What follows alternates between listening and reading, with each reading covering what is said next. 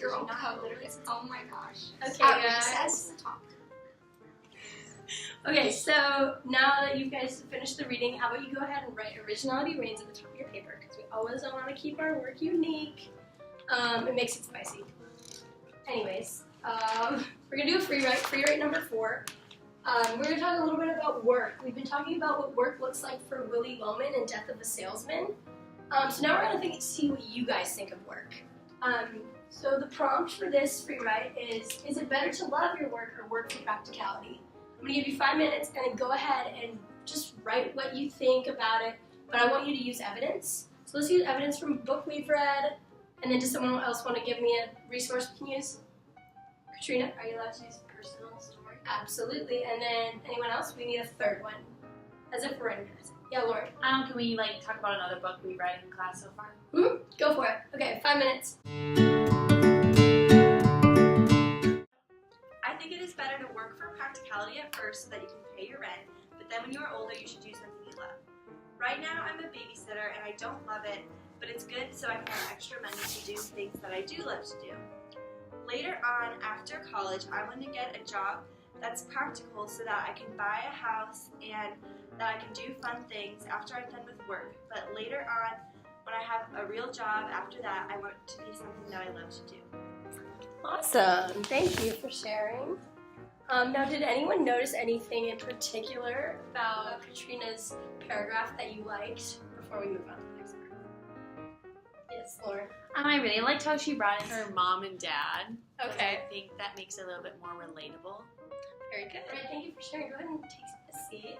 So now we're going to move on to kind of the meat of that paragraph. And I was noticing as I was reading your guys' essays, you're kind of lacking the meat of your essay, the thing that guides the reader. I don't know if you guys know what the powerhouse of the cell is in biology. Does anyone? Mitochondria! Yes, awesome. So what we're looking for is a thesis. A thesis is the powerhouse of your essay. Go ahead and repeat this after me. The thesis is the powerhouse of the essay. The thesis is the powerhouse of the essay. Okay, awesome. And then one more time. The thesis is the powerhouse of the essay. Now, does anyone think they know what that might mean? Yes, Lauren. Well, I think you have a thesis because it answers the question that you're responding to in your essay. So that's why it's kind of like the powerhouse. Yeah, awesome.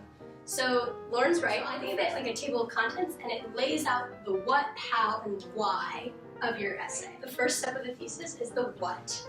You're answering your question interesting and clearly, giving the reader what they're about to read and what the thesis is talking about. So does anyone know what the what of this prompt is? Yeah, Katrina.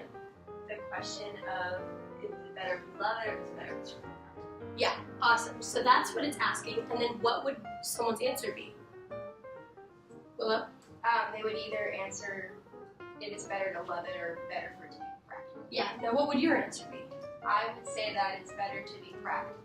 Okay, so there we have our what. We always start our what with rewording that prompt to make it easier to understand. So words like practicality are sometimes difficult. So that's when you could say for money. Practicality, it's practical to make money. So you always want to do that to help you understand your stance on an issue. So now we'll move to the how. For your how, you take the what and you figure out how to answer that what. Does that make sense? So your how would be evidence supporting why Willow thinks it's better to work for practicality. The how also, like I said, is the contents of your essay. And you never want to directly say them, but hint at them, because then the reader will keep reading. And then we have what I call the linking thesis pieces, or why.